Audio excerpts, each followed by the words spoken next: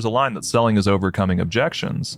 And I see probability hacking as a similar discipline. Essentially, we have something that we want to happen. Reality has some objections to that because our goal comes at the opportunity cost of all these other potential outcomes. And it's our job to sell life on the future that we want, try to overcome these objections, take these risks off the table, and make it where our path is the path of least resistance.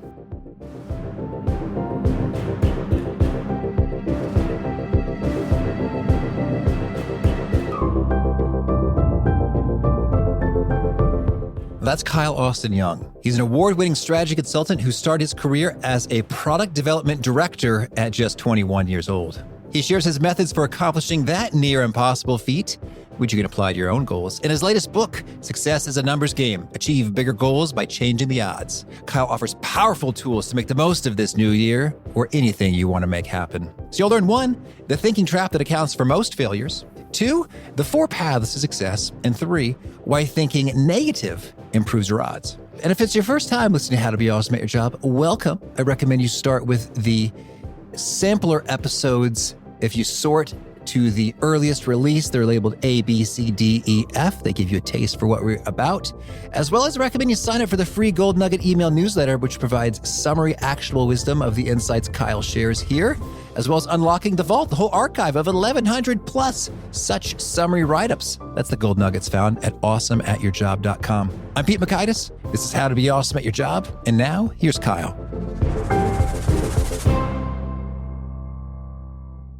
Kyle, welcome. Thank you for having me. I'm excited to be here. Well, I'm excited to talk about success and numbers, 2 of my favorite things, Kyle. Good for you. This is a good fit. Yeah, right. Well, could you start by sharing with us a particularly surprising and fascinating discovery you've made as you are putting together this opus, Success is a Numbers Game? I think one of the biggest surprises to me was I feel like I've been able to stumble into why we see so much failure in our world, why we have stats floating around that 9 out of 10 businesses fail, that such a vast majority of people who set New Year's resolutions ultimately won't accomplish them. We hear that most mergers and acquisitions fail to create lasting value for shareholders. Why does that happen? Ultimately, I think that a lot of people are falling into a really specific thinking trap, and I'll explain it in the context of an example. Let's say that you've set the goal of trying to run a marathon. I'm training actually for a half marathon right now. I think that'd be a little ambitious for me, but let's say you've set the goal of running a marathon and you hire a running coach who says, I can get you there, but there's 3 things you're going to have to do. I need you to eat, sleep, and train exactly how I tell you to. I'm going to give you a regimen for each of those 3 things. And if you do all 3 of them, you'll be ready on race day. If you don't, you're not going to be able to successfully run such a long distance. So in this goal, we've learned that there's 3 things that have to go right for us to get what we want. And I think when humans set goals, we instinctively try to get a sense of what's going to be expected of us, what's going to be required for us to achieve success. I think that's something we do naturally. I think we also check in with ourselves and ask the question, do I think I can do each of those things? In this case, do I think I can eat, sleep, and train the way that I'm going to have to? And we try to get a sense of that. I'm going to layer some numbers on it to illustrate where the thinking trap often occurs. Let's just say that we think it's 70% across the board. 70% chance I'll eat the way I'm supposed to, 70% chance I'll sleep the way I'm supposed to, 70% chance I'll train the way that I'm supposed to. This is where the trap happens. A lot of people fall into this error of averaging. We try to consider what's going to have to go right in order to get what we want. And if we feel good about the individual prerequisites, we feel good about the goal as a whole. And intuitively, that makes some sense. If we feel good that we can eat the way we're supposed to, sleep the way we're supposed to, train the way we're supposed to, then why would we not feel good about our ability to run a marathon if it's the product of these 3 behaviors, these 3 disciplines?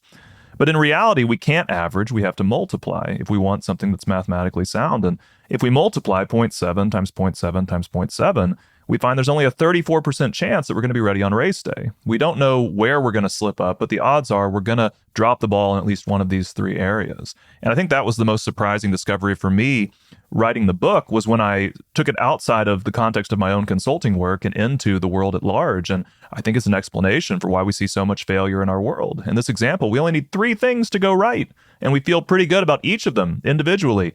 Now imagine how many things have to go right for a business to be successful, for a merger to be successful, for a public policy to be successful. We start to understand how we can quickly experience a lot of failure if we're not doing everything we can to optimize our odds. Yeah, I like that a lot. And I was literally multiplying in my head as you were speaking, like 34%.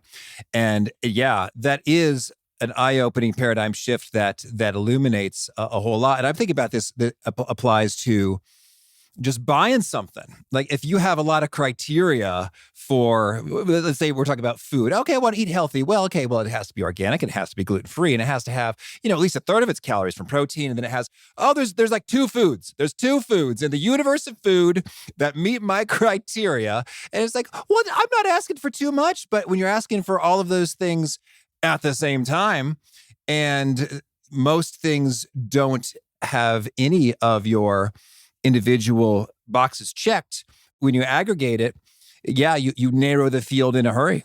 It's a good parallel, and it explains or illustrates how important it is to try to design really straightforward paths to the things that we want. A lot of people are trying to wing it. Oh, I'll figure it out as I go. But every time we add a new prerequisite to our success, we can dramatically reduce our odds of getting what we want. So it's important to do what I call it creating a success diagram, but write down what's the goal, what's everything that has to go right in order for me to achieve it. And that's the beginnings of having the ability to tinker and try to make sure that we're optimizing to make this as streamlined as possible. Because if we're adding in steps that we could maybe work around with a better plan, we're ultimately hurting our odds of getting a good outcome. Now, it's interesting when you spoke with the 70-70-70, I'm a former strategy consultant from Bain, and my brain just goes that way. I have a feeling, though, Kyle, you and I may be in the minority in this universe. Can you maybe get us oriented to your numbery probability worldview, if that doesn't come naturally for folks? Yeah, let me give you an example that has no numbers whatsoever, okay? So when I first graduated from college, again, here's a no numbers example. I wasn't super excited about the entry-level positions that I was seeing. I wanted something more engaging, something more demanding, something with more responsibility, something with better opportunities for growth and career acceleration. So I did something really audacious. I was 21 years old, at a bachelor's degree from the University of Oklahoma, and I applied to be the product development director at a growing health organization. And were I to win this position, I was going to be the boss for people who are in their 50s, 60s, 70s. Again, I'm 21. Some of these people have PhDs, master's degrees. They're experts in their field, and I'm applying to be their boss. So a little bit audacious, but I got the interview, and I wanted to make the most of it. No kidding. So at that point, what I did is I engaged in a habit that I call thinking negative. Most of the time when we're pursuing big goals, people encourage us, think positive. Don't worry about what could go wrong. If it's meant to happen, it'll happen. Or, you'll cross that bridge when you come to it. I think that's really, really bad advice. I understand it. The fear is that if we identify these risks, maybe we'll be so discouraged that we won't move forward.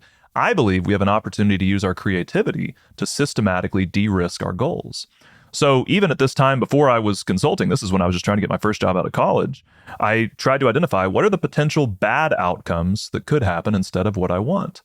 And the reason for that is we can understand probability similar to how we've traditionally understood matter. We've pretty much all heard the phrase that matter can't be created or destroyed. It can just be transferred and rearranged. And that's true when it comes to probability. The odds of all the different outcomes that could happen add up to 100%. So if we want to make a good outcome more likely, we have to make the bad outcomes less likely. And one of the most straightforward ways to do that is by thinking negative, identifying the bad outcomes, and trying to reduce the risk of those things coming to life. So in the context of applying for this really important position, something that had the opportunity to really accelerate my career, I identified 3 potential bad outcomes. The first was that maybe the hiring squad would reject me because I looked so young, and they were concerned there's just no way that someone so young could lead this team, understandable. Well, what could I do in response to that? I couldn't change my biological age. I couldn't do the Captain America thing and, take the superhero. Put a white beard. Yeah, well, that's literally... That's half of that is what I did. Half of that is literally what I did. I was 21 years old. I looked like I was even younger than that. So in preparation for the interview, I grew a beard, and it just made me look several years older. It didn't make me look as old as the people I'd been managing, but it at least took the edge off. I didn't walk in looking like a little bitty kid.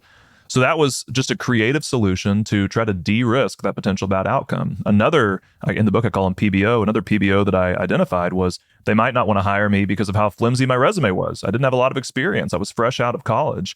Again, I couldn't change that. I couldn't go out and get years of experience in preparation for this interview, but I could try to redirect the conversation. And so what I did is before the interview, I typed up a plan for all of the ways that I was going to try to reinvent and optimize this department. It became so thick that I had to have it spiral bound. It was a book, and I took it with me and gave it to everybody I interviewed with. And when they would ask me questions about my past, about my resume, I would just redirect it to become a conversation about the future, about the plan that I had for this department. And it ultimately took a lot of the pressure off when it came to not having a lot to show in terms of prior work experience.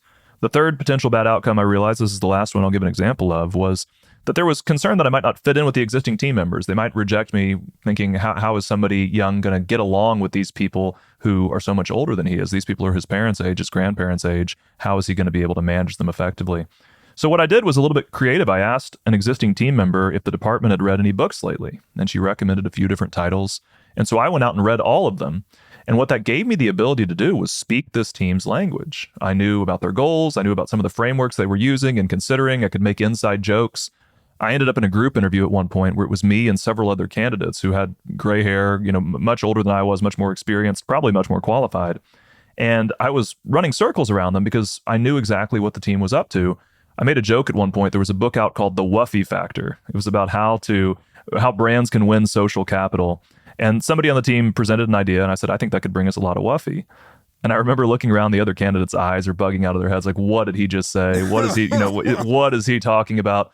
But the existing team members were all laughing. They knew exactly what I meant. So at the end of all of this, I got the job. I became the product development director for this health organization at 21 years old. It all started by identifying what was going to have to go right. In this case, it was pretty straightforward. I just needed the offer. I already had the interview. But what could go wrong? What were the potential bad outcomes that could sabotage me getting what I wanted? I identified 3. I used my creativity to try to take as much risk out of them as I could. I tilted the odds in my favor, and I walked away with a good outcome. I would later be laid off from that job, laid off from my next leadership position, and that's what inspired me to start consulting, was the diversification that it brought. But it was certainly something that set my career on a very different track than it would have been if I'd started in one of those assistant to the marketing manager roles.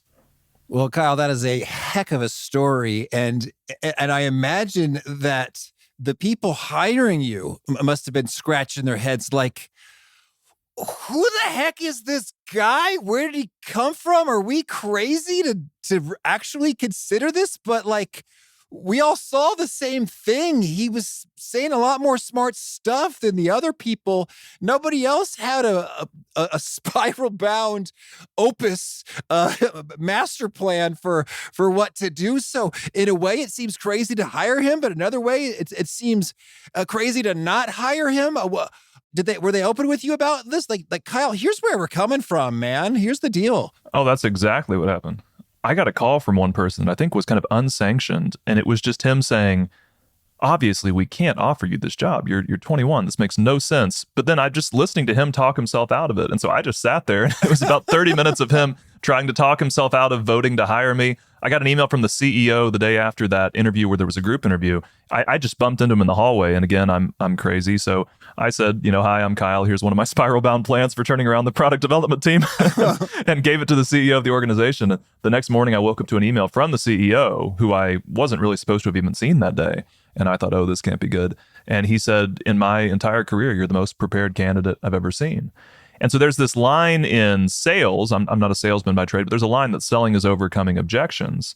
And I see probability hacking as a similar discipline. Essentially, we have something that we want to happen. Reality has some objections to that because our goal comes at the opportunity cost of all these other potential outcomes. And it's our job to sell life on the future that we want, try to overcome these objections, take these risks off the table, and make it where our path is the path of least resistance.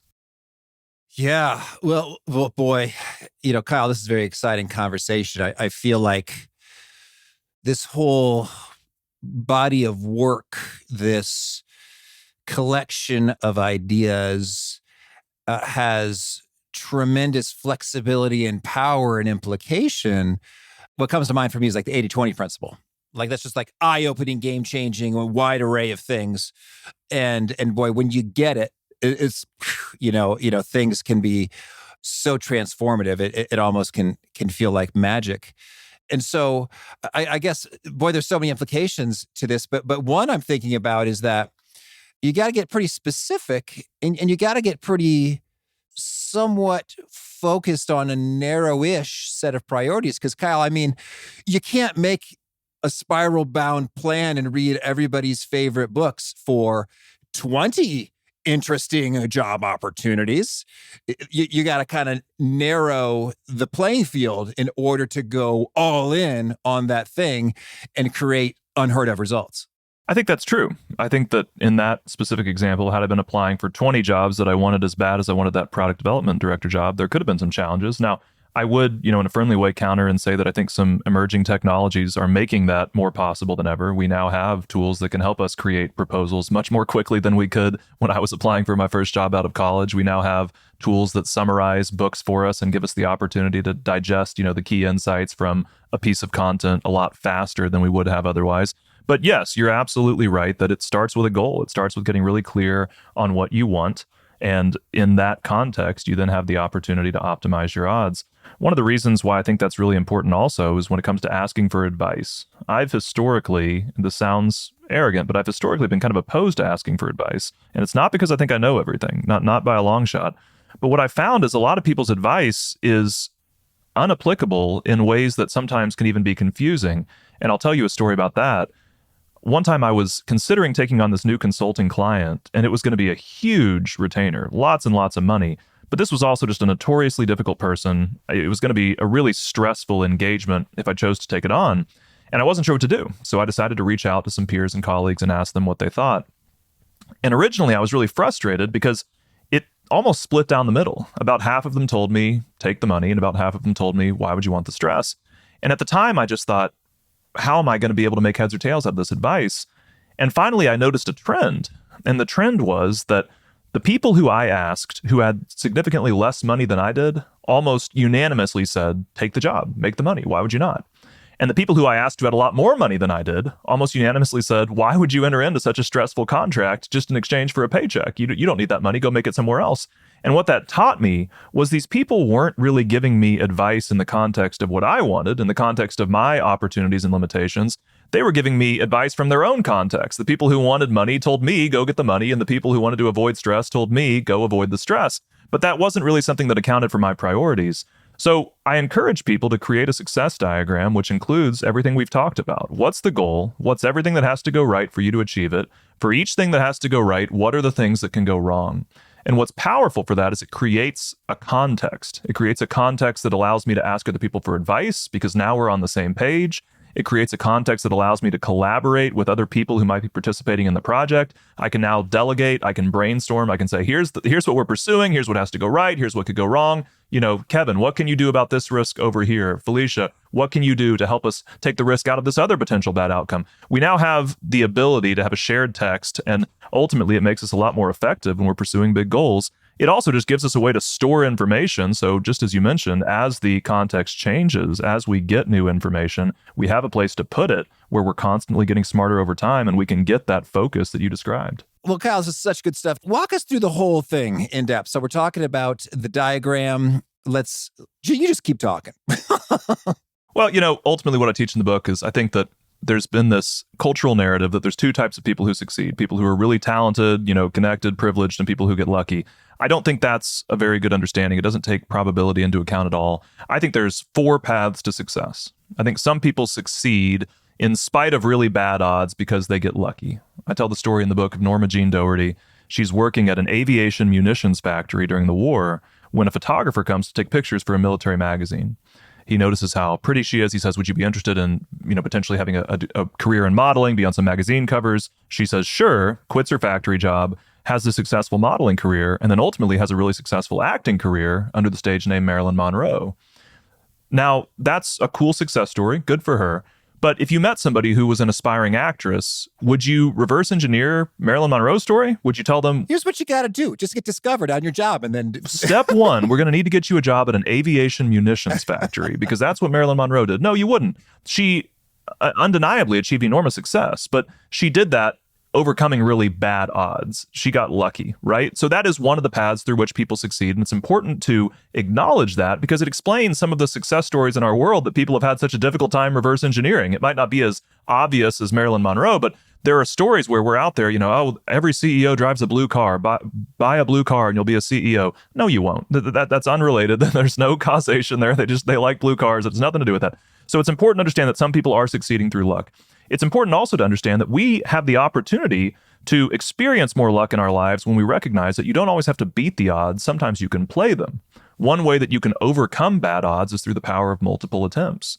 I interview entrepreneurs for the book like Apurva Mehta, who founded Instacart, Instacart experienced enormous growth during the pandemic because people were at home, they couldn't go to the grocery store, and grocery delivery was in exactly the right place at the right time. I think it was, don't quote me, I could find the number. I believe he said it was a $9 billion increase to their valuation. Just absolutely remarkable what they were able to achieve. So you hear that, you think, wow, how could anybody be that lucky to be in exactly the right place at the right time? Then you learn that Apurva Mehta started over 20 businesses before Instacart. And you think about these numbers in our heads that 9 out of 10 businesses fail. Well, we would expect a couple of his businesses to be successful. Maybe not 9 billion in 10 months, but all of a sudden these odds have changed because of the power of multiple attempts. In the book, I also talk about Thomas Edison. Thomas Edison was in a race to develop the first practical incandescent lamp. And he's ultimately competing for this really valuable patent that could change the trajectory of his career. But he's not the only person trying to do this. All of them are struggling to find a filament that can get hot enough to glow without catching on fire or snuffing out, not being worth the effort. What he did that was different than these other inventors is he experimented with 6,000 different plant materials. And he ultimately finds that carbonized bamboo, which would not be my first guess, is this nearly ideal filament for what he was looking for. He gets this patent. It helps him achieve enormous success in his career. So some people are succeeding because of the power of multiple attempts, and I give some examples of that.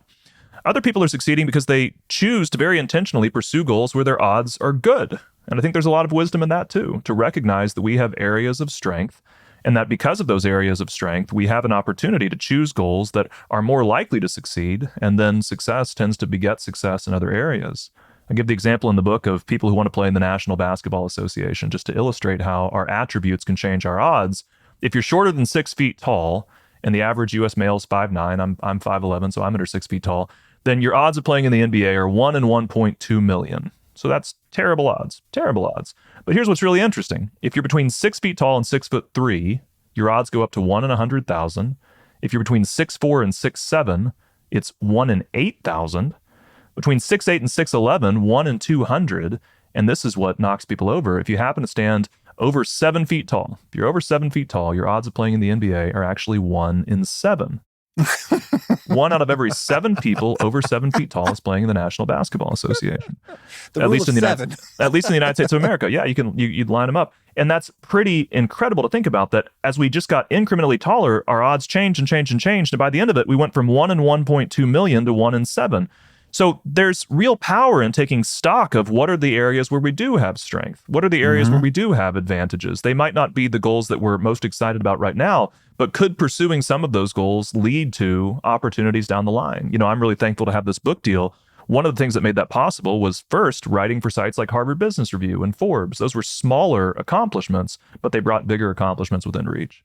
And then the fourth path to success is what we've described. It's probability hacking. It's taking the odds we have, thinking negative, identifying bad outcomes, and using our creativity to ultimately make those odds better. In some ways, we can layer those onto the other 3 paths. We can use it to get lucky more often. We can use it to reduce the number of repeated attempts that we might need. We can use it to make more goals, things that actually look pretty good from an outlook standpoint. So that's more or less how I think about this. Okay. Well, so thinking about your second chapter, understanding your odds, I mean, you had a delightful bit of research there about the NBA. How does one go about knowing the odds, given, by definition, the future is not completely knowable? So, I mean, I could just make up some numbers in a spreadsheet, but how do I get those? It's a fair question. And I'm very transparent about the fact that this is going to be an estimate. You have to kind of choose between 2 different realities. You can turn to base rates, which don't typically take your individual attributes into account. They're normally a guess.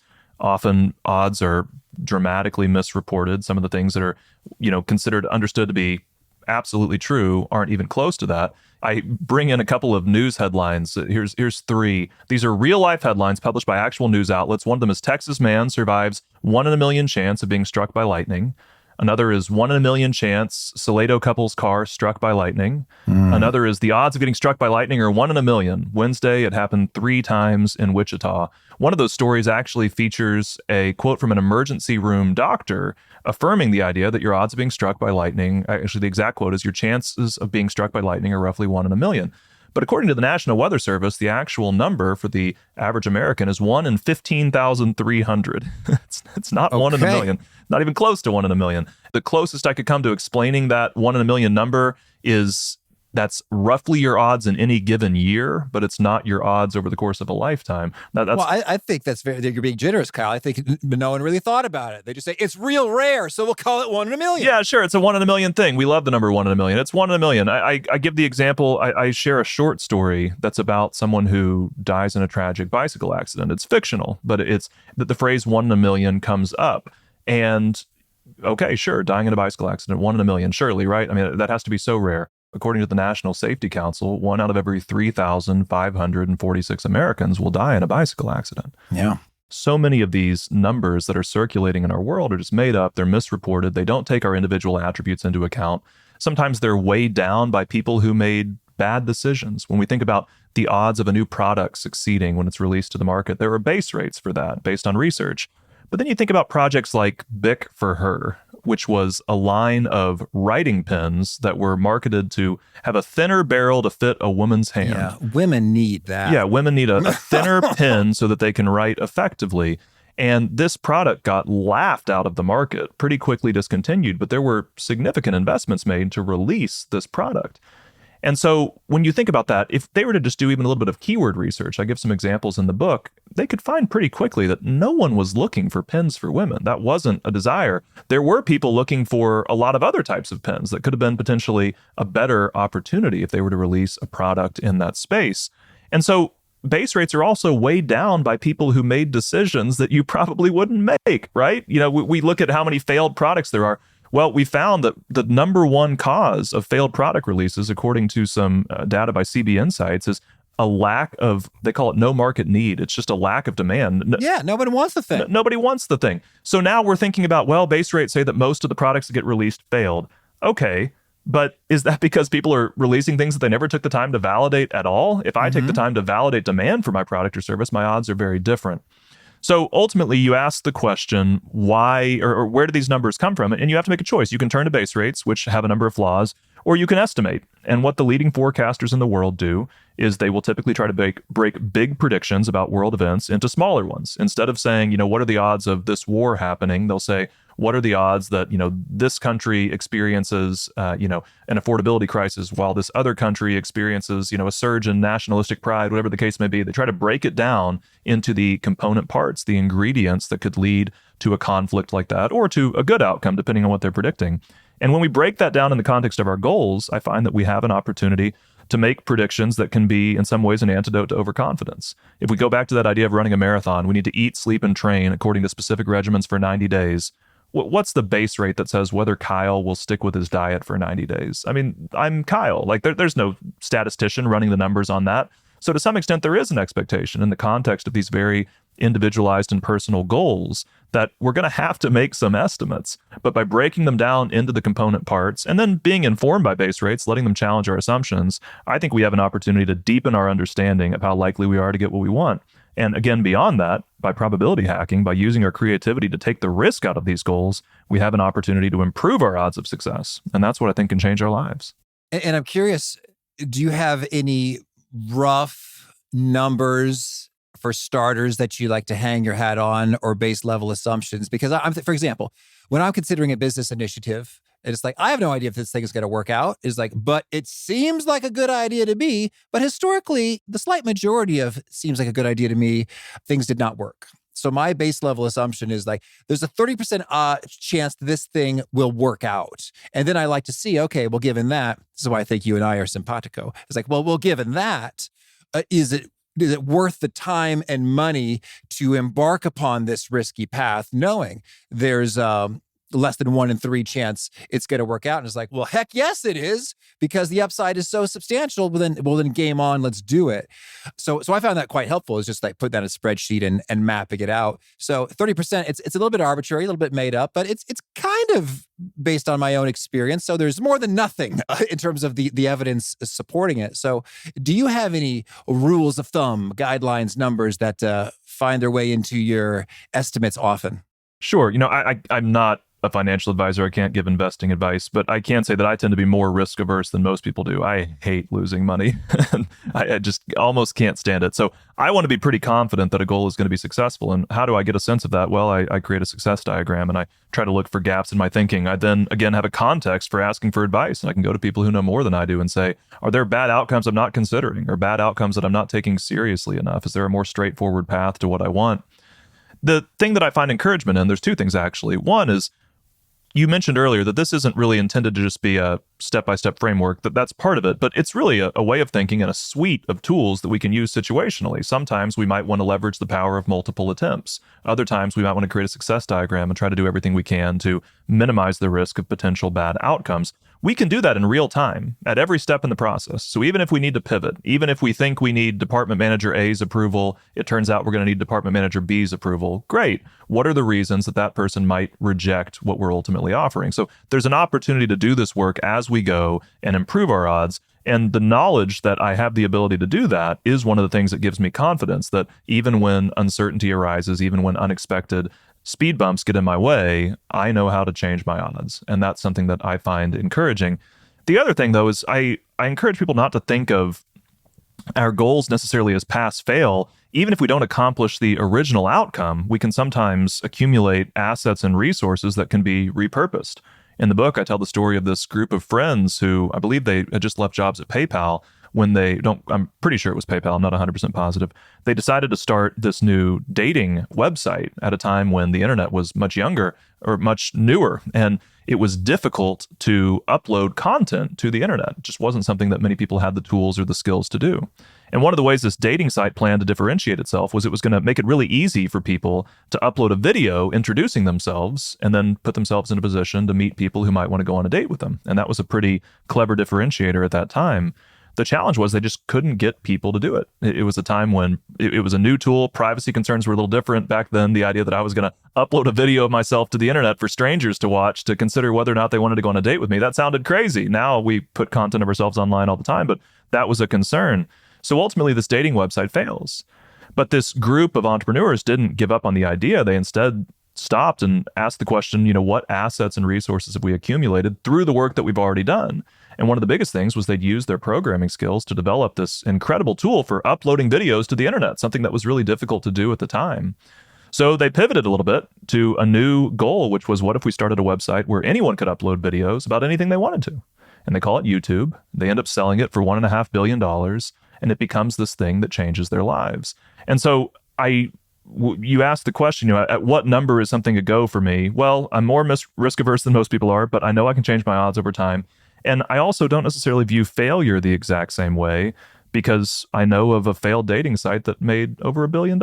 And so I think there's typically opportunities when we have a success diagram to be able to collect, or rather remember and process, here's all of the resources that we've been able to get our hands on as a result of the work we've done. We're not finishing where we started, even if we're not finishing where we wanted to. So good. Well, so Kyle, we've said the words success diagram a few times here. Can you tell me, literally, pen to paper, what does my success diagram look like?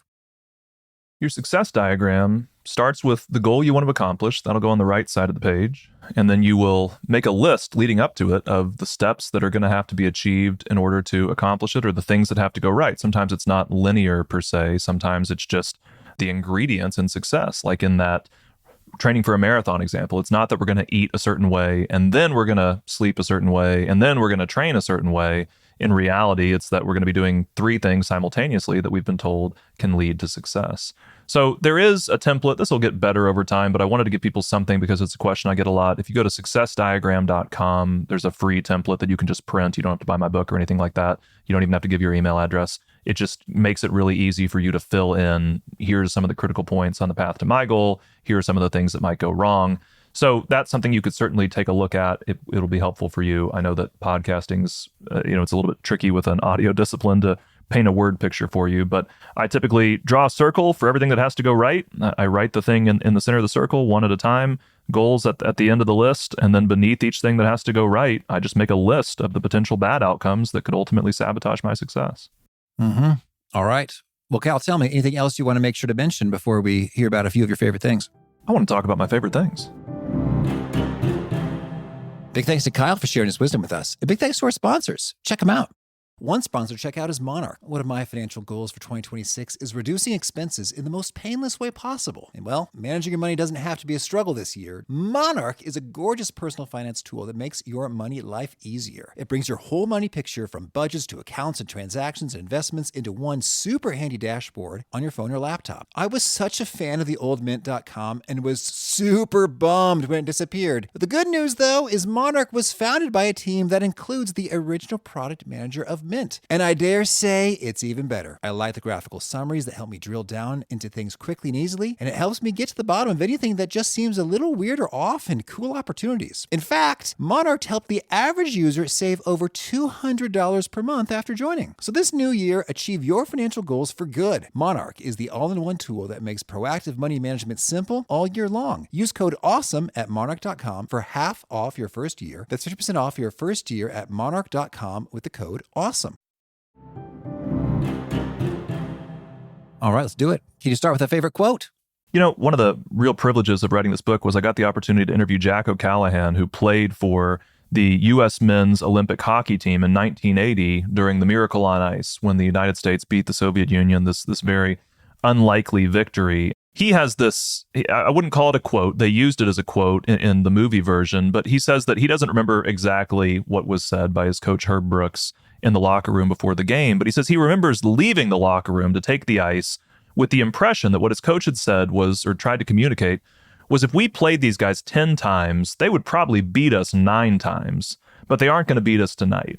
Mm-hmm. And that's a quote that means a lot to me because it acknowledges that we often are up against goals where our odds aren't very good, but through the power, in my opinion, of multiple attempts, we have the opportunity to persist, achieve success, and then dramatically change our odds on subsequent pursuits. And if we go into each one of those recognizing that we're going to fail, maybe even more than we succeed, depending on how audacious the goals we're pursuing are, but this mindset, they're not going to beat us tonight, that we're going to do everything we can to make this the time that we ultimately find success, I think we put ourselves in a powerful position. Mm-hmm. And a favorite study or experiment, a bit of research? I've already mentioned this one, but I think that one of my favorites is just the story of Thomas Edison, because what I love about his story is a lot of people have this idea of kind of decision overwhelm, that if there's too many options, we're going to be paralyzed and we won't know what to do. I can understand why people would feel that way. What I think the opportunity is when we're making decisions like that is we just need to find a standard to measure the ideas against. And in his case, it was just which one of these filaments glows the longest without burning out or without catching on fire.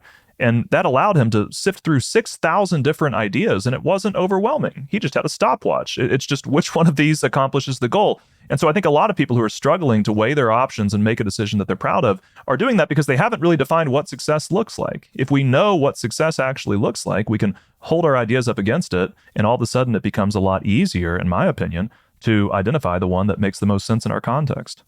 All right. And a favorite book? I'll tell you a book that I think pairs really well with mine. It's a book by a friend and colleague, Dr. Ron Friedman. It's called Decoding Greatness. And he takes the idea of reverse engineering and brings a framework to it. It's basically how can you take great work completed by other people and use it to improve your own performance.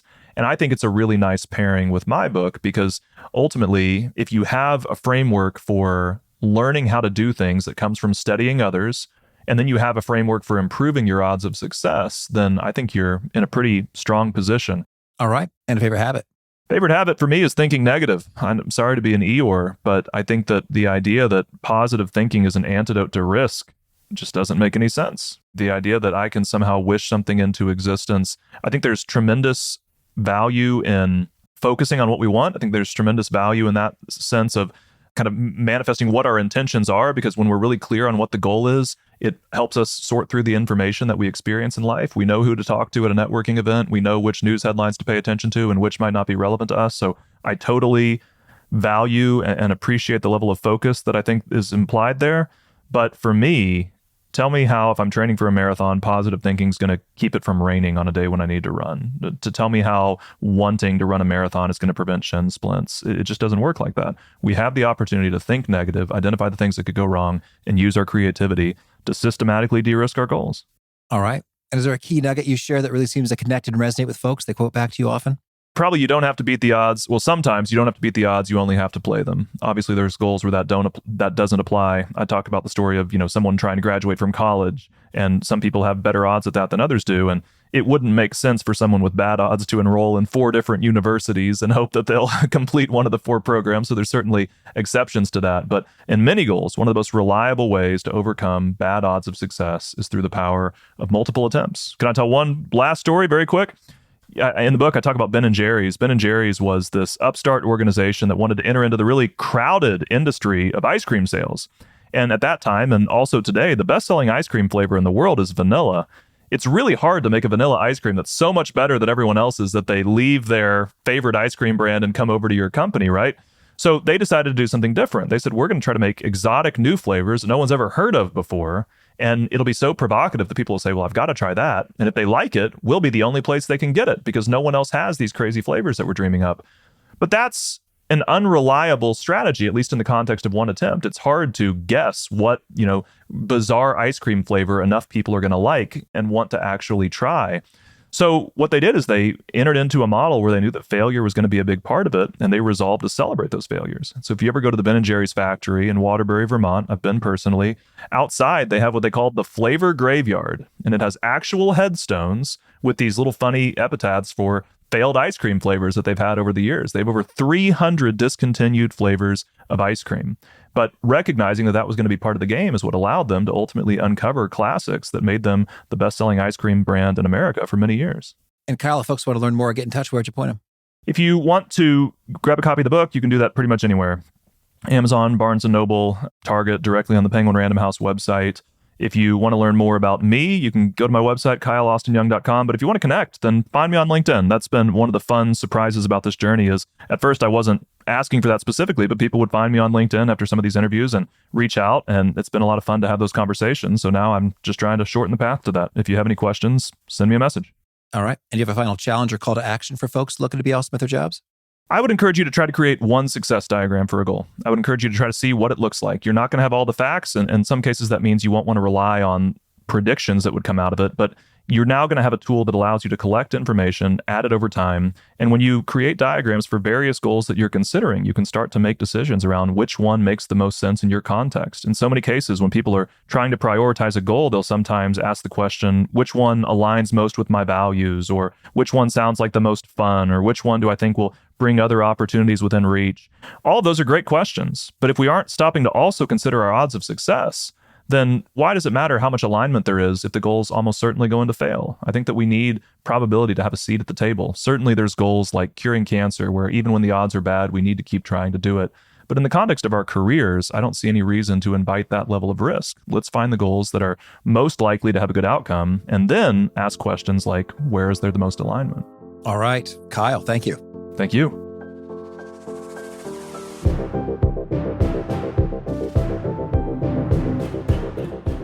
But I love what Kyle has to say about this success diagram and how if you really work it, think through it, you may very well achieve stuff folks say impossible. That makes no sense. You're too young. You don't belong. How can we give this to you? Well, wow. You took care of business on all the critical points, the potential ways they could have failed. You overcame those objectives with gusto. So much good stuff from Kyle. If you want to check out the show notes or the transcript or the links to items that we've referenced, please drop on by awesomeatyourjob.com/EP1117. Hope to catch you next time, and peace.